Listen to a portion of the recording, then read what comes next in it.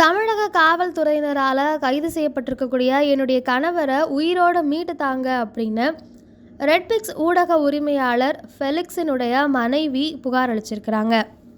தமிழக காவல்துறையில் இருக்கக்கூடிய பெண் காவலர்களை தவறாக பேசிய சவுக்கு சங்கர் மீது வழக்கு பதிவு செய்யப்பட்டு அவர் கடந்த சில நாட்களுக்கு முன்பாக தேனி காவல்துறையினரால் கைது செய்யப்பட்டிருந்தார்.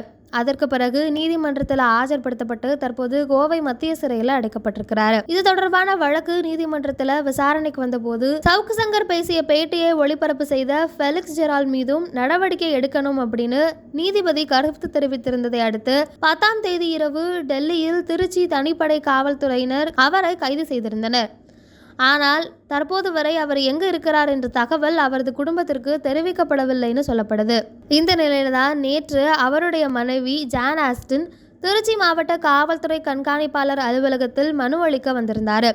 அங்கு காவல்துறையினர் இல்லாததால சுமார் 45 நிமிடம் காத்திருந்தாங்க அப்படின்னு சொல்லப்படுது. என்னுடைய கணவரை கைது செய்த திருச்சியை சேர்ந்த காவல் ஆய்வாளர் அவரை நாங்கள் கைது பண்ணியிருக்கிறோம், விரைவில் திருச்சிக்கு கொண்டு வருவோம் அப்படின்னு சொல்லியிருந்தாரு. ஆனால் அதற்கு பிறகு எந்தவித தகவலும் இதுவரைக்கும் எனக்கு வழங்கப்படலை, அவர்களை தொடர்பு கொள்ளவும் முடியல. எனவே என்னுடைய கணவர் எங்கே இருக்கிறார் அப்படின்னு எனக்கு முழு விவரம் தெரியணும் அப்படின்னு திருச்சி மாவட்ட காவல் அதிகாரிகள் கிட்ட நேற்று அவங்க புகார் மனு அளிக்க வந்திருந்தாங்க.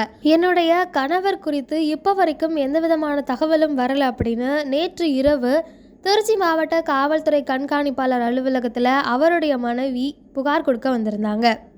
அப்போ பேசின அவங்க 48 மணி நேரம் ஆகியும் இப்போ வரைக்கும் எந்த தகவலும் கொடுக்கல, கைது செய்கிறதுல தவறு இல்லை, ஏன் இது வரைக்கும் நீதிமன்றத்தில் ஆஜர்படுத்தப்படலை அப்படிங்கிற மாதிரியான கேள்விகளை முன் வச்சுருந்தாங்க. இதனைத் தொடர்ந்து தான் இன்று காலையில் அவர் திருச்சிக்கு அழைத்து வரப்பட்டிருக்கிறாரு. டெல்லியில் கைது செய்யப்பட்டிருந்த ரெட்பிக்ஸ் உரிமையாளரான ஃபெலிக்ஸ் ஜெரால்ட் தொடர்வண்டி மூலமாக டெல்லியிலிருந்து சென்னைக்கு அழைத்து வரப்பட்டு சென்னையிலிருந்து தற்போது திருச்சிக்கு கொண்டு செல்லப்படுறாரு. சவுக்கு சங்கர் மீது நேற்று குண்டர் சட்டமும் பாய்ந்திருக்கக்கூடிய நிலையில் அவருக்கு மறுபடியும் சிகிச்சை அளிப்பதற்காக இன்று கோவை அரசு மருத்துவமனைக்கு அழைத்து வரப்பட்டிருக்கிறாரு.